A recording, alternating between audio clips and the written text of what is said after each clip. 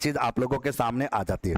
जबकि हमें जानते हैं कि चालू मूल्य की कहानी की जब बात अपन करते हैं तो चालू मूल्य पर कितनी है, 10,75,813 है। ओके, अब यहां पर एक प्रश्न बनता है आपके सामने कि अगर मैं चालू मूल्यों की जीएसडीपी को देखूं, पहले मैं चालू मूल्यों को पकड़ लेता हूं, चालू मूल्यों की जीएसडीपी को अगर देखूं तो अपने जानते कि 18,75,413 करोड़ में सबसे ज्यादा योगदान जो है वो आपका जिला है जयपुर। सर्वाधिक योगदान किसका है, जयपुर का। उसके बाद सेकंड नंबर है अलवर का, फिर है आपका जोधपुर का, फिर है आपका अजमेर का, और फिर है आपका भीलवाड़ा का। ये ध्यान रखना, सबसे इंपॉर्टेंट क्वेश्चन यहां से आएंगे। रिपीट करना चाहूंगा, ध्यान सुना। मैंने कहा यहां पर कि चालू मूल्यों की बात अगर करें तो चालू मूल्यों के साथ अपन लिख सकते हैं, अगर मैं लिखूं सर्वाधिक, कि भैया चालू मूल्यों की जो जीएसडीपी है उसमें सर्वाधिक अगर है तो सबसे ज्यादा किसका मानूंगा मैं, जयपुर का। पहले नंबर पर जयपुर है, फिर आपका कौन है, अलवर है, फिर आपका कौन है, जोधपुर है, फिर आपका कौन है, आपका भीलवाड़ा आ जाएगा, कौन आएगा अपना, अजमेर, फिर आएगा आपका अजमेर, और फिर आ जाएगा आपका भीलवाड़ा। ये तो गई एक बात है। ओके, अगर मैं बात यहां पर करूं तो ध्यान सुना, मैंने कहा कोई पूछ सकता है कि भाई चालू मूल्यों की जीएसडीपी में सबसे ज्यादा योगदान कौन से जिले का है, तो जयपुर का आप बताओगे, जयपुर का योगदान सबसे ज्यादा है। सेकंड नंबर पर किसका है, अलवर का, फिर किसका है, जोधपुर का, फिर किसका है, अजमेर का, और फिर किसका है, भीलवाड़ा का। तो कि आप जानते हो राजस्थान का मैनचेस्टर किसे कहते हैं, भीलवाड़ा को। राजस्थान का नवीन मैनचेस्टर किसे कहते हैं, अजमेर, सॉरी अलवर को। किसको कहता है, भिवाड़ी अलवर को। राजस्थान का नवीन मैनचेस्टर आपका भिवानी कौन है, अनवर आ जाएगा। ओके, और जयपुर में सबसे ज्यादा उद्योगों की संख्या है, आप जानते हो। ओके, अब यहां तक की बात है, और ये कौन से मूल्य की बात कर रहा हूं, चालू मूल्य की। तो जयपुर है, अलवर है, जोधपुर है, अजमेर है, भीलवाड़ा, ये चार जिले आपको याद रखने। अगर मैं बात करूं इन चार जिलों की कहानी यहां पर आ जाती है। ओके, लेकिन अगर मैं बात करूं कि भैया चालू मूल्यों पर न्यूनतम जीएसडीपी की अगर बात करें कि न्यूनतम जो है वो कहां से प्राप्त हो रही है, तो पहला जिला हमारा आता है प्रतापगढ़। पहला जिला कौन सा आता है, प्रतापगढ़।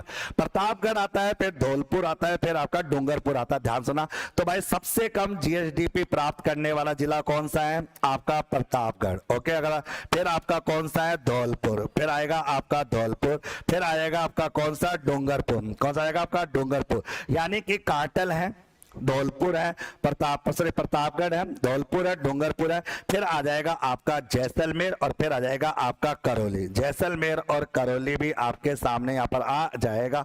ये तो कि आपके चालू मूल्य का टंटा खत्म। ओके, तो एग्जाम में पूछा जा सकता है कि चालू मूल्यों की जीएसडीपी के अंतर्गत, चालू मूल्यों की जीएसडीपी की बात जब आप करते हो और समझने की कोशिश करते हो तो आप लोगों को यह जानकारी होना जरूरी होता है। अगर बात करें कि चालू मूल्य की जीएसडीपी के हिसाब से अगर देखें तो कौन से जिलों का हिस्सा सबसे ज्यादा माना जाता है, कौन से जिलों का हिस्सा जो है वो सबसे ज्यादा मात्रा में देखने को यहां पर मिलेगा, तो ये आपको पता होना चाहिए। ओके, अगर मैं बात करूं यहां पर, अब स्थिर मूल्यों की बात अगर करें, स्थिर मूल्यों की कहानी को अगर देखें कि स्थिर मूल्यों के आधार पर जो है वो सबसे ज्यादा जो होता है वो आपका किससे संबंधित होता है, या अपन बात करें सबसे ज्यादा कहां की कहानी के बारे में अपन बात करते हैं। तो पहले तो स्थिर मूल्यों की बात अगर सर्वाधिक देखें, अब देखो यहां से समझने की कोशिश करना, यहां पर मैं स्थिर मूल्यों को अंडरलाइन करके यहां लिखना चाहता हूं सर्वाधिक के साथ।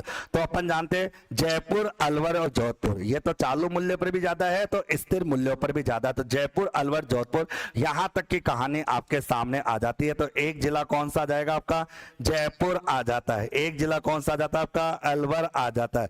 एक जिला कौन सा आ जाता है, जोधपुर आ जाता है। तो इससे अपन को यह याद रहता है कि चालू मूल्य और स्थिर मूल्य दोनों के केस में बराबर रहता है। और इधर भी प्रतापगढ़, धौलपुर और आपका कौन आता है, आपका डूंगरपुर आता है। तो तीन तीन जिले आप लोग याद रख सकते हो। ओके, बाकी चौथा जिला अजमेर आता है। बस यहाँ भीलवाड़ा की जगह कौन आता है, उदयपुर, और वहां पर एचटी सारी बातें सेम रहती है।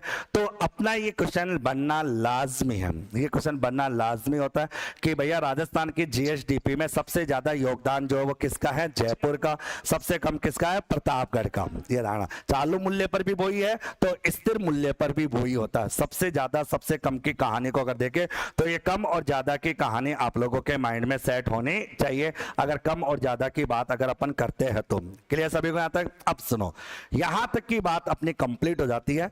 अब मैं एक बार यहां तक आप रुक जाइए, जो मैं आपको समझाने का प्रयास करूं यहां तक आपका रुकना आ जाता है। अब मैं आपको दूसरे तरीके से समझाता हूं कि दूसरा तरीका क्या होता है। फिर आता है कि भाई राजस्थान की जीएसडीपी जो है वो आपकी 9,21,807 करोड़ है। सिंपल सी बात है, 9,21,807 करोड़ रुपए राजस्थान की जीएसडीपी है, और वो भी स्थिर मूल्यों की। तो फिर बात आती है भैया, इसमें से कौन कौन से क्षेत्रों का योगदान है। जैसे कि हमारा राजस्थान है, राजस्थान की 3 औलाद है, राजस्थान की 3 औलाद है, और तीनों औलादें पैसा कमा कमा के राजस्थान को देती है। एक औलाद का नाम है किसान, एक औलाद का नाम होता है आपका उद्योगपति जो इंडस्ट्री चलाता है, फैक्ट्री चलाता है, और एक औलाद जो हम जैसे लोग हैं जो पढ़ाते हैं, शिक्षा करते हैं, स्वास्थ्य करते हैं, जिनको हम सेवा क्षेत्रों के नाम से जानते हैं। इसका तात्पर्य यह हुआ कि राजस्थान के अंदर अर्थव्यवस्था के 3 क्षेत्र हैं। एक है प्राथमिक क्षेत्र जिसको हम एग्रीकल्चर बोलते हैं, एक होता है द्वितीय क्षेत्र जिसे हम उद्योग बोलते हैं, और एक होता है तृतीय क्षेत्र जिसको सेवा क्षेत्रों के नाम से जाना जाता है। इसका मतलब, कहने का मतलब है, इस 9,21,807 करोड़ को प्राप्त करने के लिए इन सबका कहीं ना कहीं कोई ना कोई योगदान होगा। एग्रीकल्चर का योगदान तो है आपका 25.33%, 25.33%, यानी कि 1/4 हिस्सा जो है वो कहां से आ रहा है, एग्रीकल्चर से आ रहा है। ये वो इसका 25.33% जो है वो एग्रीकल्चर का है, 28.21% जो वो उद्योग का है, और आपका 46.46% हिस्सा किसका है, सेवाओं का। अब एग्जामिनर ये नहीं पूछेगा, अब वो क्या पूछेगा, हो सकता है ये भी पूछ ले कि 25.33, ओके, 28.21 और 46.46% है। तो एग्जामिनर पूछ सकता है कि राजस्थान की जीएसडीपी में योगदान देने वाले क्षेत्रों का आरोही क्रम बताओ या अवरोही क्रम बताओ। और आरोही अवरोही क्रम तो तब बताओगे जब तुम्हें पता होगा कि 25.33 तो किसका है, कृषि का, ओके, 28.21 किसका है, उद्योग का, और 46.46 किसका है, सेवा क्षेत्रों का। तभी तो आप बता पाओगे, अन्यथा बताओगे किसे। तो कम से ज्यादा, तो सबसे कम योगदान किसका है, कृषि का, सेकंड नंबर पर उद्योग का, और थर्ड नंबर पर किसका, सेवाओं का। तो सर्वाधिक योगदान देने वाला क्षेत्र कौन सा है, सेवा, और सबसे कम किसका है, कृषि। ये पता होना चाहिए, और परसेंटेज भी याद रख के जाना है। 25.33 किसका है, कृषि का, ओके, 28.21 उद्योग का, और 46.46 किसका है, सेवाओं का। लेकिन अब और मजेदार चीज हो, अब एग्जामिनर ये नहीं पूछता, वो पता कंपेयर करके बताओ एग्जाम में। तभी तो कहते हैं कि इकोनॉमिक सर्वे के जब क्वेश्चन आते हैं तो लोगों की हवा टाइट हो जाती है, साला पता नहीं क्या क्वेश्चन आया था, जबकि क्वेश्चन बहुत आसान होते हैं। अभी तुम 10 दिन 15 20 दिन देख लो, 20 दिन जब ये क्लास पढ़ोगे ना पूरी किताब, तुम्हें लगेगा यार इतना इजी इकोनॉमिक सर्वे, बस उसको सब्जेक्ट के अकॉर्डिंग सीखो तुम। अभी तो मैं नक्शा बना के सिखाऊंगा सारी बातें। अब आप इस वीडियो में एक एनालिसिस करना, एनालिसिस करने पता लगता है कि भैया एग्रीकल्चर पहले 27.05 था, और अब हो गया कितना, 25.33। मतलब एग्रीकल्चर के क्षेत्र में क्या हो रही है, कमी। तो एग्जाम में पूछेगा था कि राजस्थान आर्थिक समीक्षा 2025-26 के अनुसार कृषि क्षेत्रों के योगदान का प्रभाव बताओ। तो क्या लिखोगे, प्रीवियस ईयर की तुलना में इस साल क्या हो रहा है, कम हो रहा है, ये कहोगे। तो ऐसा आएंगे, प्रीवियस ईयर की तुलना में इस बार क्या हो रहा है, डाउन जा रहा है। आप देखो 27.05 से घटकर कितना रह गया, 25.33। मतलब एग्रीकल्चर का रेशियो गिरा है, ओके। उद्योग क्षेत्रों का पहले भी 28.21 था और अभी भी 28.21 है। मतलब उद्योग क्षेत्रों पर किसी भी प्रकार का कोई प्रभाव नहीं पड़ा, ना कमी ना वृद्धि, जैसा है वैसा का वैसा, उस पर किसी भी प्रकार का कोई इफेक्ट नहीं हुआ है, उस पर कोई भी प्रभाव यहां पर नहीं पड़ा। इसका सेवाओं का 44.74 से लेकर 46.76 हो जाता है। यानी सबसे ज्यादा जो ग्रोथ अगर हुई है वो किसमें हुई है, सेवाओं में हुई है। सेवाओं के अंदर भी ग्रोथ हो रही है, आपकी सेवाओं में ग्रोथ हो रही है। देखो इसका मतलब यह हुआ कि अब देखो क्वेश्चन पूछेगा कथन और कारण वाले, तो कैसे बनेगा, राजस्थान के जीएसडीपी के या राजस्थान की वास्तविक आय में योगदान देने वाले क्षेत्रों का बताइए। तो आप कह सकते हो कृषि क्षेत्रों का योगदान प्रीवियस ईयर की तुलना में इस साल कम ही रहा है, उद्योग क्षेत्रों में प्रीवियस ईयर की तुलना में इस साल बल्कि समान रहा, स्थिर रहा, जबकि सेवा क्षेत्रों में प्रीवियस ईयर की तुलना में इस साल क्या हुआ है, बढ़ा। ऐसा आपको आंसर देना पड़ेगा, चाहे वो 25.33 कृषि का हो, चाहे 28.21 उद्योग का हो, चाहे 46.46 किसका हो, सेवाओं का। ये पता होना चाहिए। और ये कौन सा, चालू मूल्य की स्थिर मूल्य, स्थिर मूल्य, ये आपका स्थिर मूल्यों की कहानी बता रहा है, स्थिर मूल्यों की बात बता रहा है। अगर बात करूं तो समझ आ रहा है सभी को, आता है।